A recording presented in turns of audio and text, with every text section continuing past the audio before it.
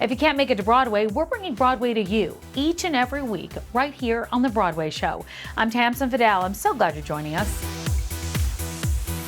You can find Joy off-Broadway this summer. It's the new musical, Joy, starring Tony nominee Betsy Wolfe. It's the true story of the inventor of the Miracle Mop.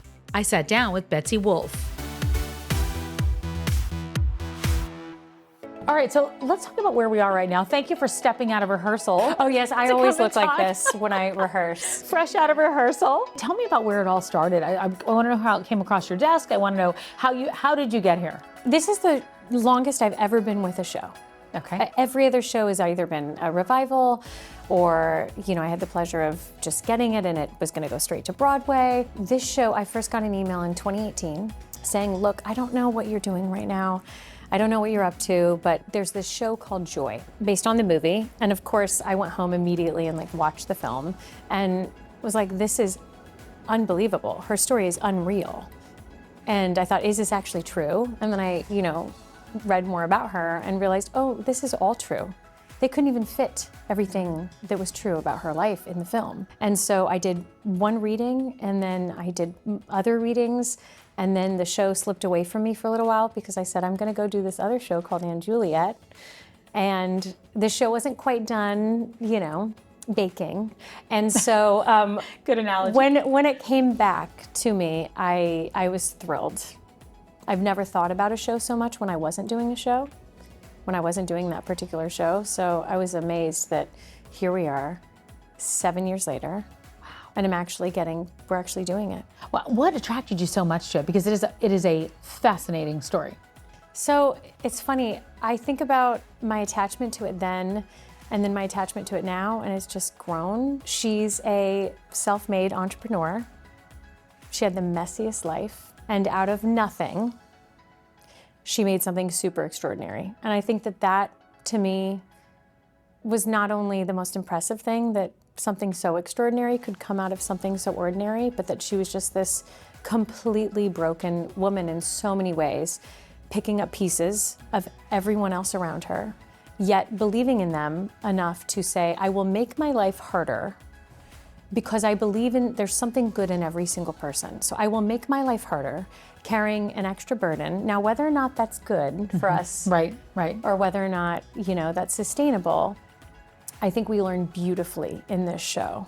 The shedding of responsibility, the bandwidth that we choose as mothers to carry. And when I first started this show, I didn't even have a little girl. And then the second reading I did, I was 5 months pregnant. No one knew. I didn't tell anyone. And then here I was, a woman raising a child in the middle of a pandemic, singing this music, running a business. And I didn't even realize how many similarities I had to her. You've met Joy? Very much so. What has that been like? She's incredible. I mean, obviously, I'd seen her on TV.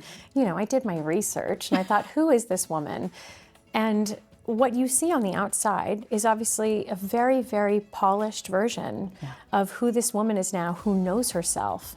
And so the fact that we get to go back in time and tell the story of a woman who, at every point in life, the time at which she did this too, we have to remember this was the early 90s, right. Where most women were, looking at this as nothing more than stifled dreams. She got accepted to Harvard. She didn't go because her parents told her to stay back. And so just knowing this woman who said goodbye to all these things in life and then watching her find her power, when you meet her today, she really does embody and carry all of that with her. She's never a victim or a martyr. Yeah. And that's what's crazy, is she had every reason to stop, to turn around, or to blame others. And she never did. Even if you've seen the movie, or if you haven't, because now it's been a while, people know her as the lady who made the mop. That's what they know. Sure. And so I think to hear this story, I think is gonna mean a lot for people of all different ages, whether you're going through a midlife pivot, whether you're a new mom, whether you're young and you're trying to figure out what your career is. I think it really just kind of spans generations. I think it would be easy to say that this is just a musical about a mop. I've been jokingly at times saying Mop Girl Summer, get ready for it. But what I think will really surprise people is that this is a story about 3 generations of women. The story of family is what it's at its core. Inventing a mop wasn't just for practical purposes. And what you understand after seeing this is the emotional connection to what a product can actually do. And in Joy's case, this mop made her life easier.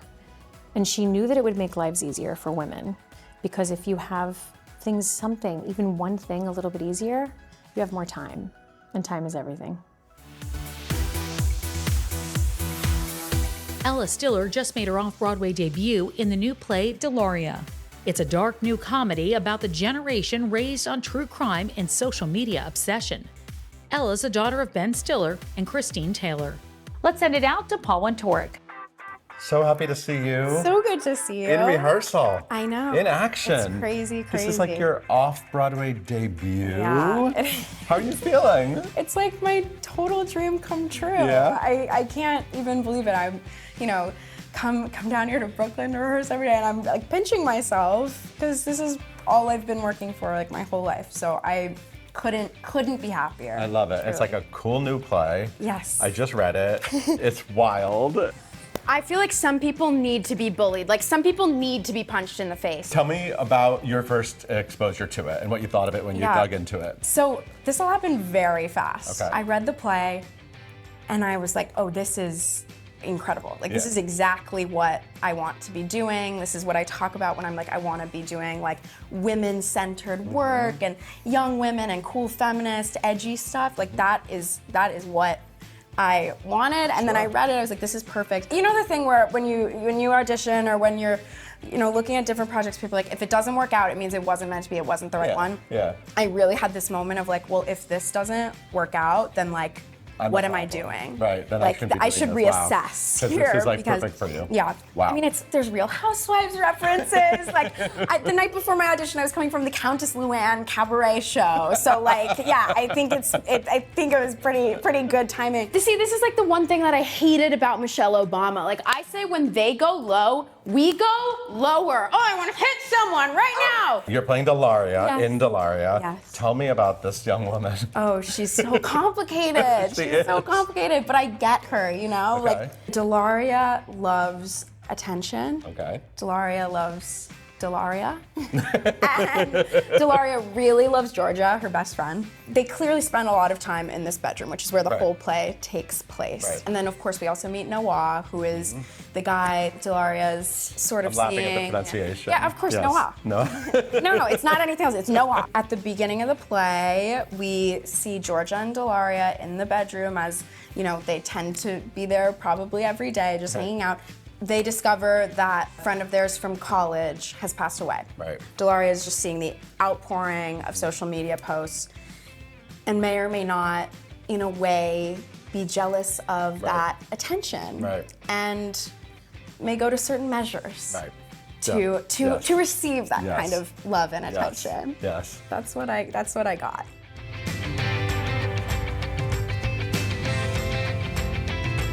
Well, so here we are in Brooklyn. I know. So obviously, we have to talk about your lineage. I mean, you come from an incredible family of Broadway performers. Your grandparents, Jerry Stiller and Ann Mira. Yeah. I mean, I grew up loving them intensely. They both balanced theater and TV and film. And your dad, of course, had done both. So is this sort of like written in the stars that, of course, you're going to go down this path? I think so. I mean, I always like. There never was another option for me. It just was the thing I loved to do, and my parents never forced me into it. They were very much supportive, but never wanted us to feel any pressure. But they didn't tell you to run the other way either. No, they didn't, because they know. They know that it's not really a choice. It's a calling, right? Yeah, I actually heard your dad talk about you on a podcast recently. my gosh. Very proud. Yeah, very he's proud. very proud. He's very Yeah. proud. Well, it's interesting because now I'm also in a time in my life where I'm very proud of him too. Yeah. I think it's a special moment That's for lovely, yeah. the both of us, and we have so much in common. Yeah. And you know, his parents were both actors too. Yeah. And he knows what it's like to, you know, start your own career and how difficult that can be and exciting. And I feel very lucky to like get to share that with him right now. What's your damage, Heather? Heathers, the musical, is back in New York City right now for a limited run at New World Stages. The dark comedy starring Lorna Courtney and Casey Likes. We got to know the stars. I mean, I feel so honored because our creative team is so incredibly talented, but this is also their baby, right? And they have so much care and love for it, and it shows. They've also just been like really open to our interpretations of it from the very beginning. You know, we're obviously not Barrett Weed and Ryan McCartan or any of the versions after that, so might as well just lean into how these characters resonate to us. And they've been allowing that, and it's grown in some cool ways. We've been wanting to be able to come back here. The idea of a show that has redefined theater, if we were coming back to New York and we wanted to give this kind of whole uplift to the show, having Stephanie with the exact way of not just returning to New York with the same show, but a brand new infused show. It just goes to show how majorly this show affected musical theater 10 years ago, because these kids are they're only here because they're so excited to be here. Every single person is so thrilled about being a part of the legacy of this show, myself included, grateful to be brought into the fold. I have people who come up to me on the street and they're like, I saw it here when I was 14 years old, you know, messaging me like, I flew to London to go see it. I'm such a fan. I can't wait for it to be back. It's crazy, like the fan base that it already has, and when they actually get to see it here in all the freshness, it's unbelievable what this show has done 10 years ago and what it's going to do now. I can't wait. Really exciting. I'm mostly excited for the fans who have already fallen in love with the show, and now we're asking them to kind of go on this ride with us. And there's been these incredible changes that are so fun to see in the rehearsal space, and then to give them over to the fans and say, here you are, we hope you enjoyed. That's what excites me the most. Yeah.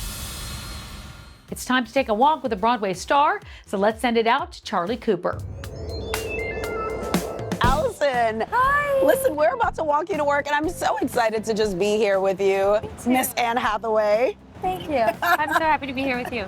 So we're steps away from Anne Juliet, and I want to know a little bit about what drew you into this story. It's all about finding Juliet's voice, but also a lot of the women throughout the show, including yourself, are finding your voice.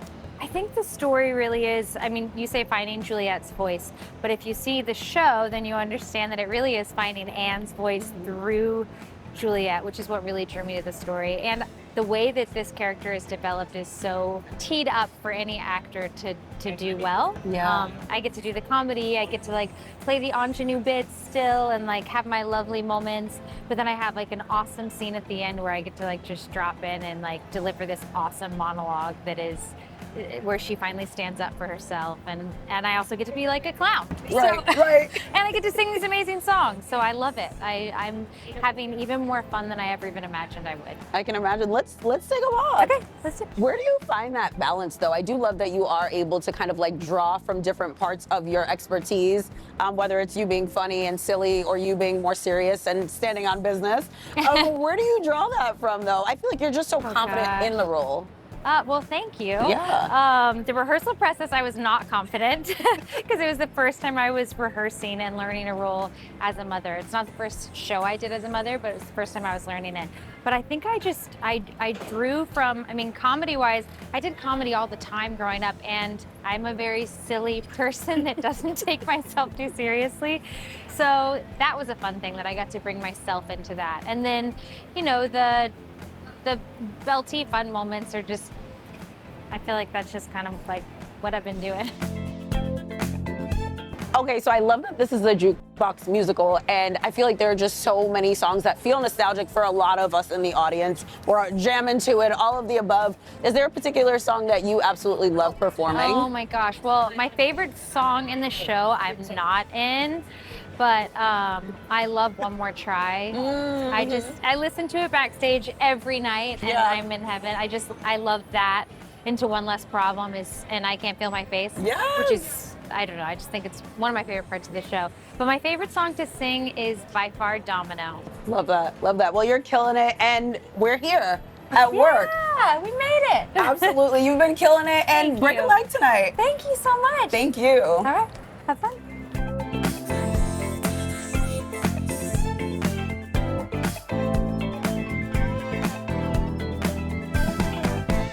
By the time this ad is over, you could have already booked your ticket to Oz, Chicago, Hell's Kitchen, or the room where it happens. For 25 years, Broadway.com has been the most trusted name in theater tickets. With lightning fast checkout, legendary customer service, award-winning content. Because Broadway isn't the add-on to your trip to New York. It's the reason for it. Broadway.com, your ticket to Broadway for 25 years.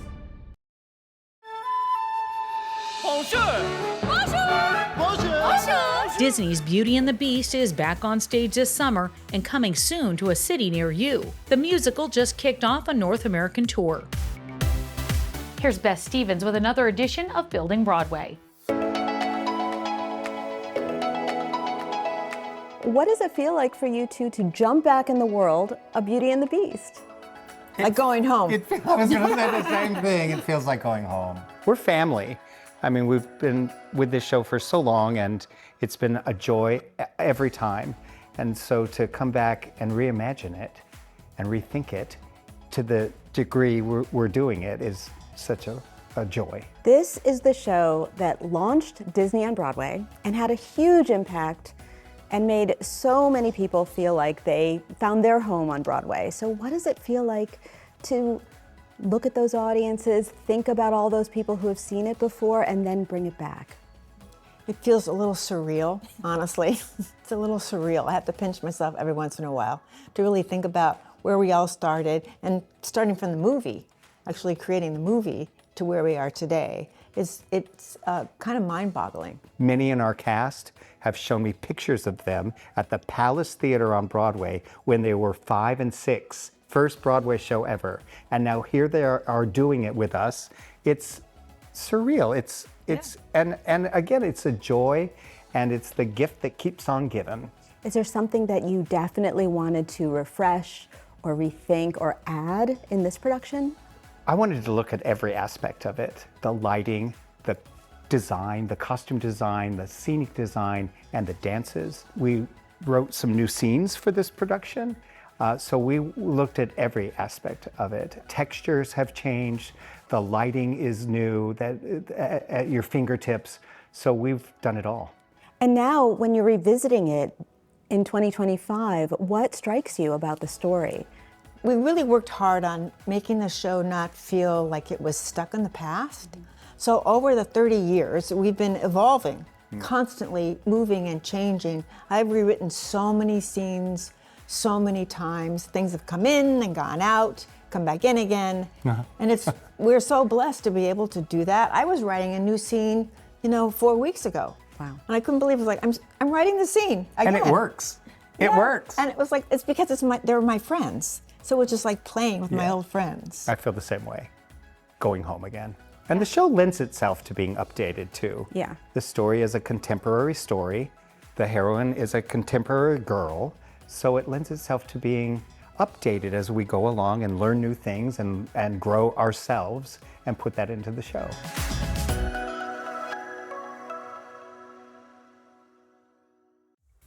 It takes a lot of people to keep a Broadway show running, from the stars on stage to the orchestra in the pit and all the people behind the scenes. Here's Perry Sook with more. Thanks, Tamsen. Chicago may be the longest-running American musical, but almost as long-running is their partnership with promoter Theater Mama. I'm about to head to Times Square to meet one of the members of the Chicago dance mob.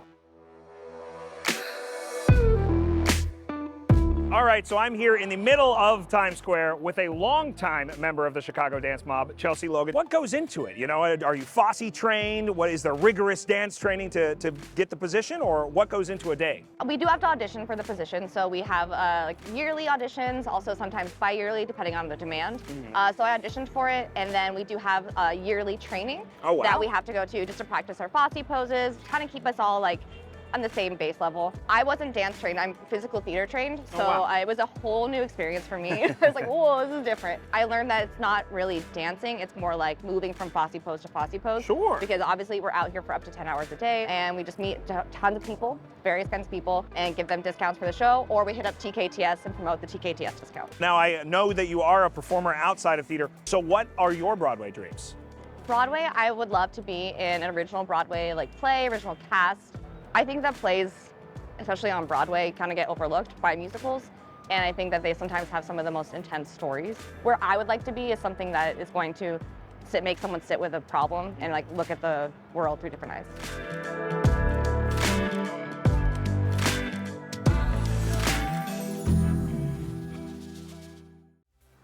And that's going to do it for us. But for tickets, or if you want to see extended cuts of all the interviews, head over to Broadway.com. And be sure to check out The Broadway Show Uncut wherever you get your podcasts. I'm Tamsen Fadal, and this is The Broadway Show.